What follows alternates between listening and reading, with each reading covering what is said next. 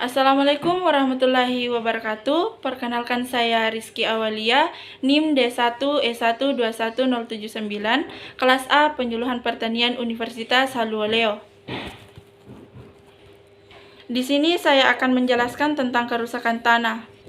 Kerusakan tanah pada dasarnya dapat terjadi akibat aktivitas manusia maupun alami.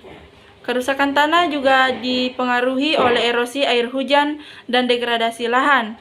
Degradasi lahan merupakan proses kerusakan tanah dan penurunan produktivitas karena tindakan manusia atau pengaruh alami. Dampak dari kerusakan tanah yaitu 1.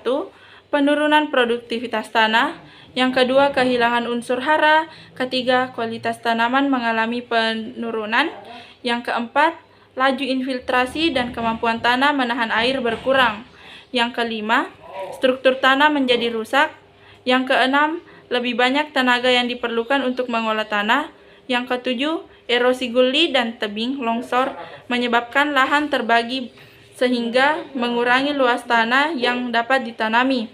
8. Pendapatan petani semakin berkurang. Maka dari itu perlunya diadakan konservasi. Konservasi adalah pelestarian atau perlindungan. Berikut merupakan cara atau metode konservasi tanah, yaitu 1. Metode agronomis adalah metode konservasi tanah dengan menggunakan peran tanaman atau pertumbuhan dengan teknik budidaya untuk meningkatkan infiltrasi, mengurangi aliran permukiman, dan menekankan erosi. 2. Pengelolaan tanah dengan cara memanipulasi tanah untuk mengurangi pengaruh erosi curah hujan dan sekaligus meningkatkan kualitas lahan. Metode pengolahan tanah seperti penambahan bahan organik seperti pupuk hijau, pupuk kandang, mulsa, sisa tanaman, olah tanah konservasi, bahan pembenar tanah, dan sistem drainase. 3. Metode mekanik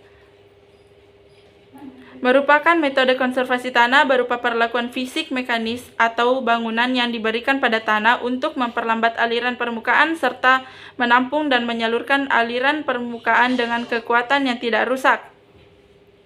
Selain itu, juga berfungsi untuk memperbesar infiltrasi, memperbaiki curah erosi tanah, dan menyediakan air bagi tanaman. Metode mekanik terdiri atas pembuatan gundulan, rorak, sengkedan, teras guludan, teras bangku, saluran diversi, dan cekdam atau embung. Upaya pencegahan kerusakan tanah dengan metode vegetatif. Yang pertama, penghijauan dengan cara menanami kembali lahan-lahan yang kehilangan vegetasi penutupnya. Yang kedua, rotasi tanaman. Dilakukan dengan memvariasikan jenis tanaman pada saat pergantian masa tanam. Yang ketiga, reboisasi.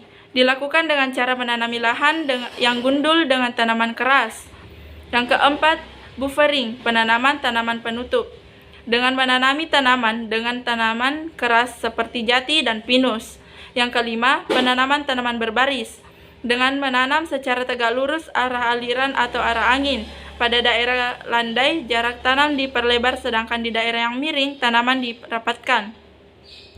Yang keenam, penanaman sejajar garis kuntur. Dengan menanami lahan searah dengan garis kunturnya, hal ini dilakukan dengan tujuan agar memperbesar kemungkinan air meresap ke dalam tanah. Baik, itulah tadi penjelasan tentang kerusakan lahan yang saya sampaikan. Sekian dan terima kasih.